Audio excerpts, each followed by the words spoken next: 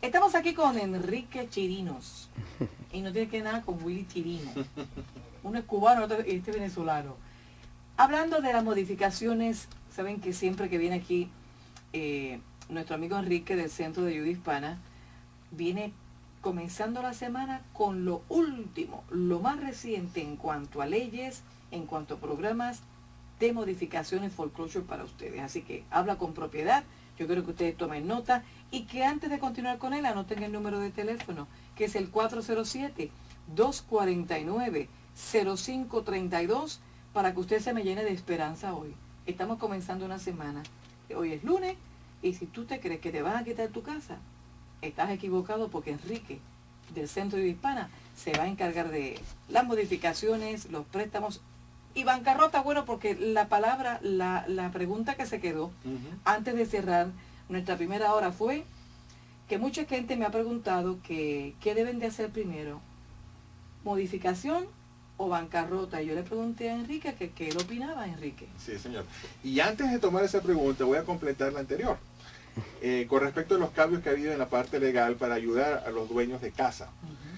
Habíamos hablado de la mediación y habíamos hablado de la uniformidad de formato. Y hay una tercera parte que también es bien importante que ha ocurrido. Y es que los bancos antes disparaban primero y hacían preguntas después. ¿Qué te quiero decir con eso?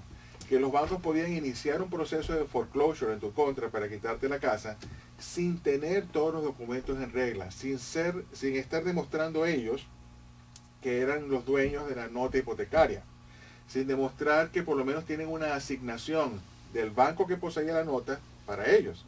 Ellos pueden sencillamente armar un foreclosure y la gente estaba respondiendo a un foreclosure, estaba en un foreclosure y no sabe que los bancos no pueden hacer estas cosas, no saben que los bancos tienen que demostrar que ellos están en el derecho de hacerte un foreclosure. Acuérdate que estas notas hipotecarias se venden de un banco a otro, que esas notas generalmente se pierden.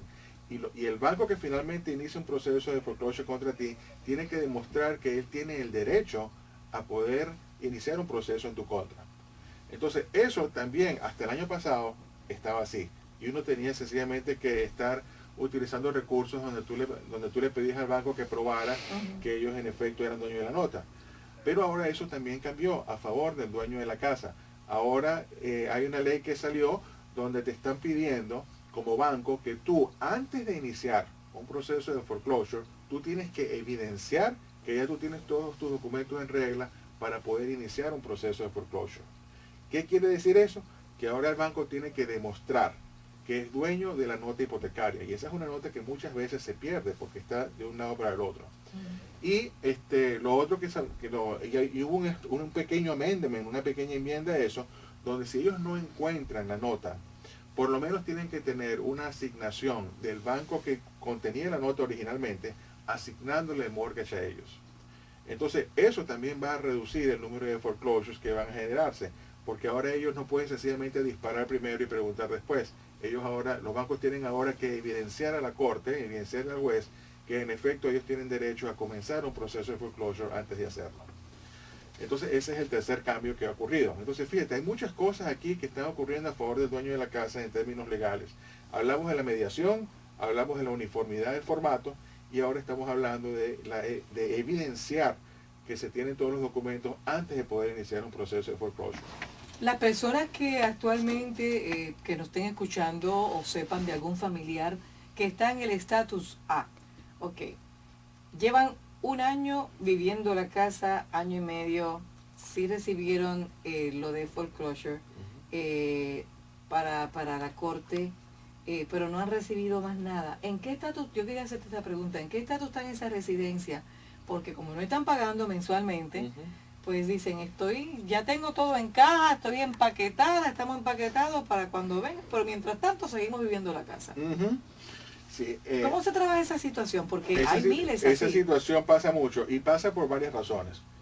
Una de las razones es que el banco vende la nota hipotecaria de un banco al otro y entonces el banco que ha recibido la nota hipotecaria, no se ha puesto al día para entonces continuar el proceso de foreclosure. Ese es uno de los casos. Esa es una de las razones. Otra de las razones es que el banco puede tener tantos foreclosures en su portafolio que no le conviene seguir metiendo más foreclosures en su portafolio hasta que no descargue parte del portafolio que tiene. Acuérdate que los bancos, cuando tienen este portafolio de foreclosures, eso se está mostrando en sus libros como negativo. Y ellos tienen que responder con una reserva que garanticen esos procesos, y eso los vuelve más ilíquidos. O sea, pierden liquidez para poder trabajar. Entonces, ellos prefieren no meter la casa todavía en un foreclosure, descargar parte del portafolio que tienen para luego irlos introduciendo. Y mientras eso pasa, van pasando los meses. La verdad que qué bien documentado estás tú, chico. A mí me encanta escucharte en esto de las modificaciones, amigos, pero para que ustedes vean lo que es hablar con propiedad en este asunto. Por eso yo les recomiendo a ustedes que acudan inmediatamente en una situación como esta y rieguen la voz aquí a donde Enrique, en el Centro de Ayuda Hispana, con esta situación. En cuanto a modificaciones y bancarrota, hay gente que dice, yo me voy a la bancarrota y empiezo desde cero. No, mejor yo prefiero modificar. ¿Cuál es tu respuesta a esto? Ok. Aquí hay varios cambios también que están ocurriendo de nuevo. Y te digo, estamos ahorita en flux. O sea, aquí todo se está moviendo. ¿Okay? Tradicionalmente, yo siempre he preferido, en el Centro de Hispana siempre hemos preferido primero modificar y luego hacer una bancarrota. Siempre lo hemos definido así. Y siempre hemos tomado unos parámetros que son muy claros para eso. O sea, nosotros vemos la deuda completa de la gente, vemos si sobrepasa $500 los pagos mínimos. Si eso pasa así, entonces metemos a la persona en un debt consolidation, porque los bancos esperan que tú hagas eso, y los bancos saben que tú vas a agarrar tu deuda y la puedes reducir a la mitad. Y entonces en base a eso que te van a calcular los déficits. Entonces, ¿qué te estoy diciendo? Que tradicionalmente yo prefiero trabajar con la persona sin hacer bancarrota, haciendo una consolidación de deudas y luego sacando los números en base a eso para hacer una modificación. Si todavía estás muy endeudado, después de una modificación, entonces sí, la gente entonces va a una bancarrota y elimina el resto de la deuda. Eso es lo que yo siempre he manejado con ellos tradicionalmente.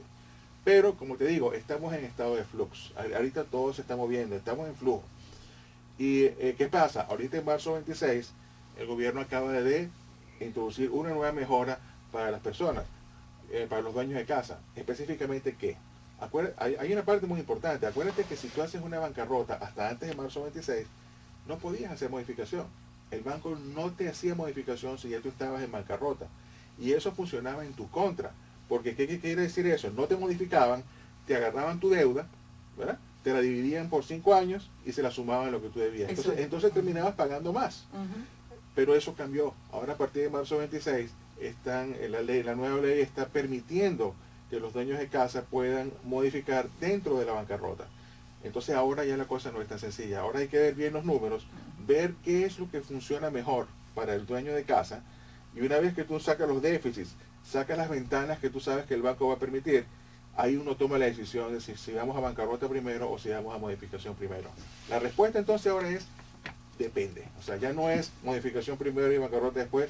Ahora la respuesta es, yo veo tus números, yo veo qué es lo que más conviene para ti y de ahí se toma la decisión.